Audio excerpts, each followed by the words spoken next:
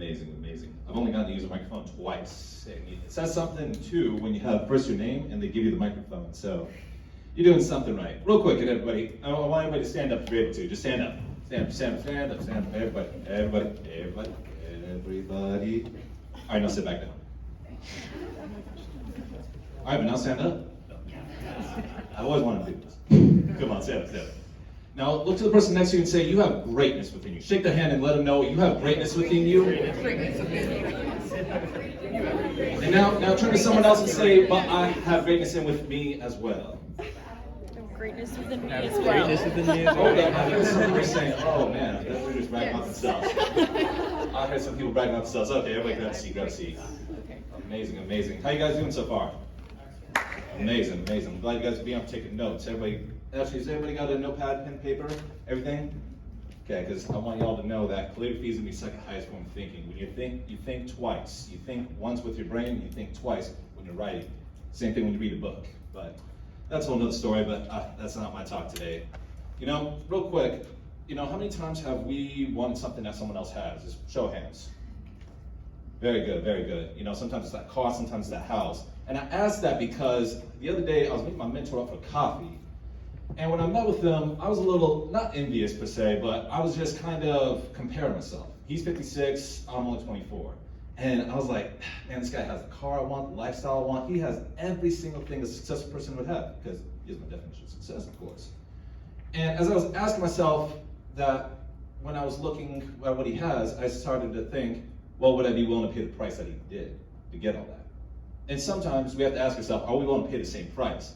So I asked my mentor, his name is Jack, and I said, Jack, should I be, you know, doing the same things you did, hustle like you did? Should I have to work hard as you did? He said, well, absolutely. You have to work as hard. You're going to have to put in the same amount of time, work, and effort. But here's the thing, you don't have to make all the mistakes I did. Lesson number 1, mentorship. See, every time when we kind of get around a mentor, we always wonder, what does that price look like to be around them? Sometimes we have to pay some money to get around them. Sometimes we just have to pay the time to get around them. Sometimes what a mentor is just looking for is just a little bit of value. And, you know, I always ask myself, when I get around a mentor, you know, how many times am I willing to be able to pay the price? Anyone willing to pay the price for what their mentor had to do? No one. See, it gets a little honest when we start getting honest conversations. I'm glad we're having an honest conversation now. You see, and my mentor, I actually have several of them. My first mentor, his name is Glenn. I had to pay an incredible price to be around him. You know what I did? I had to call his wife. Now, before everyone jumps to conclusion, I had to call his wife because I had to ask him one simple question. I had to ask her, what does he like? I had to know, what does he like? What's his favorite beverage? What does he like to eat? Because of this one simple thing. Because to get around him, he's a busy guy. Real estate agent, he was my minister for a long time. He was my pastor, essentially. And to get around him, I had to call up his assistant, get around the camera people. I had to go get everything around who's the person that has what I want in my life. He has an amazing marriage. He has an amazing spiritual life. I wanted exactly what he had. So I had to go get around him. But when I called up his assistant, she said, okay, you only got 5 minutes if you're going to get any sort of conversation time with him. I said, 5 minutes? And she said, honey, don't you sass me. She literally, I'm dead serious on the phone. You can still see people got that. She gave me the sass of, you only got 5 minutes and you're going to deal with that and you're going to make the best of it. I said, So I said, cool. How soon now? 2 weeks. I said, 2 weeks? That's too far. 2 weeks is too long for me, personally. I get a little antsy-pantsy. And you see, when I was getting, and so when I had to do this, I want you guys to say this with me. Preparation creates separation. Now, what does this mean? See, I know we're talking a lot about companies and being able to do the research behind them, but when you want to get around somebody who really earned their time, and you only got a very short window, not a lot to work with.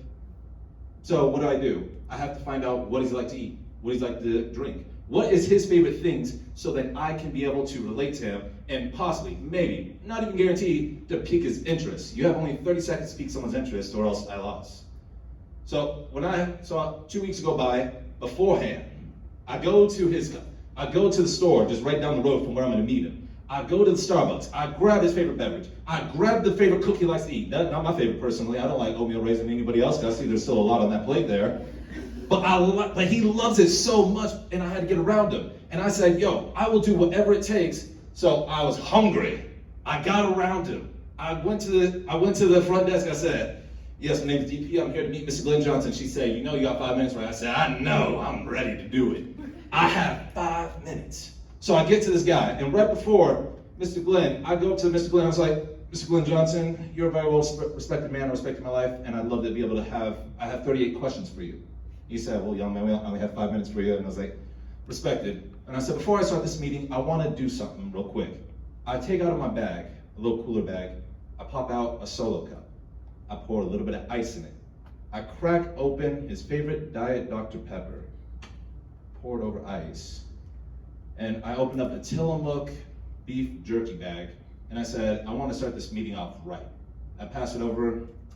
He takes a bite of the jerky, takes a swig of his Diet Dr. Pepper, and he's like, young man, you have as much time as you need. And you see, it's only because I prepared. It's only because I said I am going to research this person before I take that time.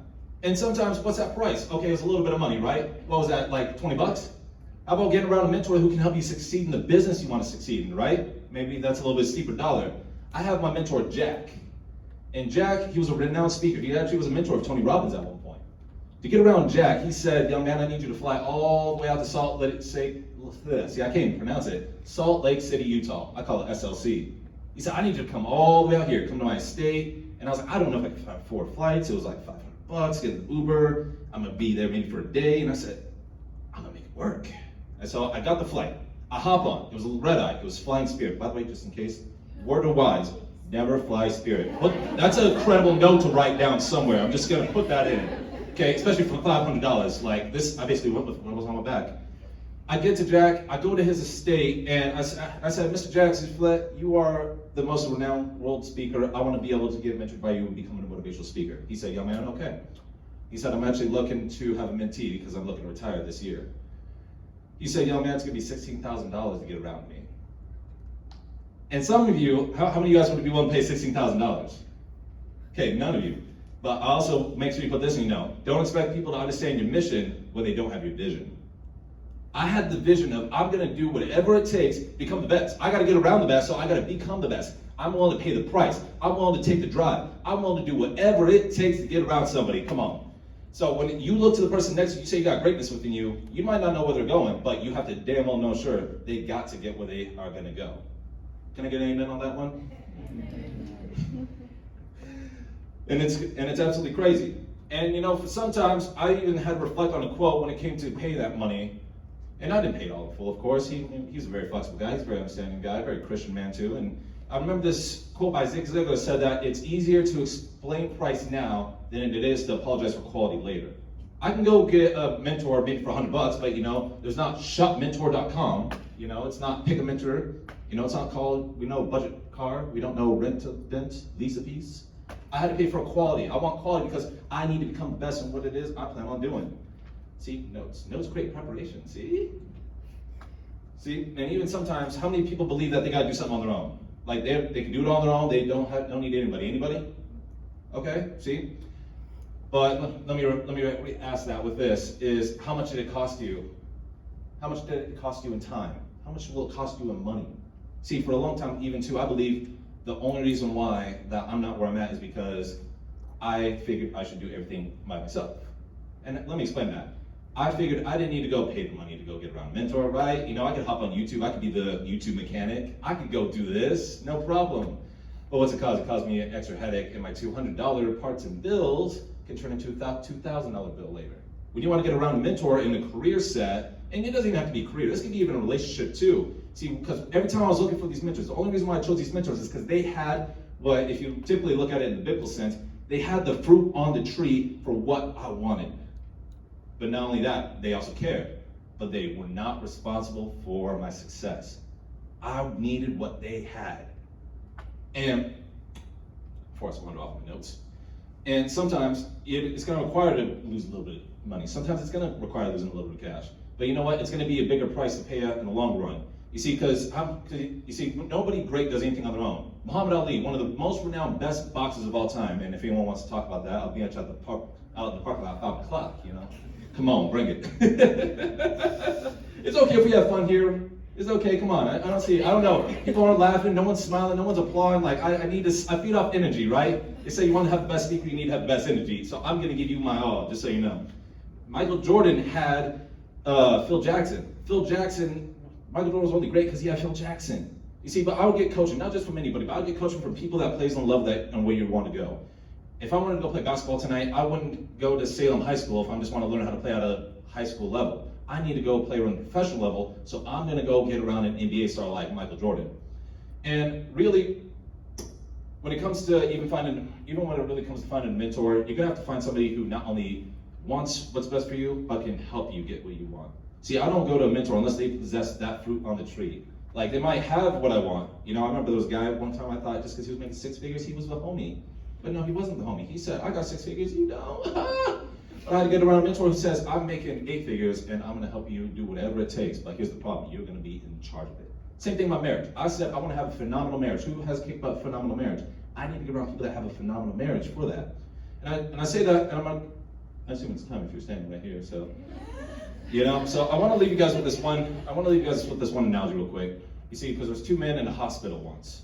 And there was a guy that got a fatal car crash. His best friend died in it, unfortunately. But he lived. But he was told by the doctors he will never be able to walk again.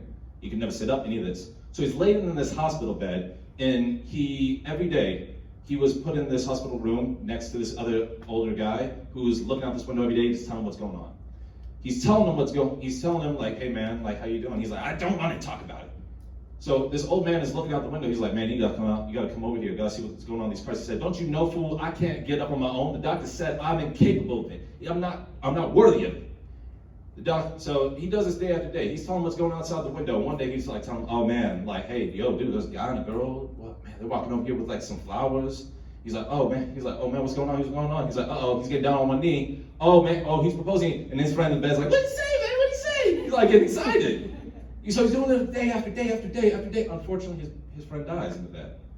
And so one day, the nurse is coming up, cleaning up the bedroom, and he asks the nurse, hey, with a little bit of belief in him, right? He said, nurse, can I have the window seat? Can I have where he's saying? Oh, no problem. They move him over there, and he's just kind of trying to grab the curtain, and he pulls the curtain back, and he sees that's not a window, but a brick wall. And he's like freaking out, so he's actually just now standing up on his own. He's hitting the panic button, nurses are coming up like, what's going on? He's like, oh my God, my friend was just here, he died, he was telling me what's going on outside, and he's like, but I don't understand it. And she's like, we don't even know how he could do that. The man was blind. Sometimes we need a mentor to tell us to see things that we can't even see for ourselves. If you believe you're incompetent, guess what? A mentor needs to tell you how grateful you are, how great you are. So when each and every one of you guys turn to tell you how great you are, they are seeing something in you genuinely because they see greatness not only within you, but within themselves. Ms. Kyle, thank you for your time.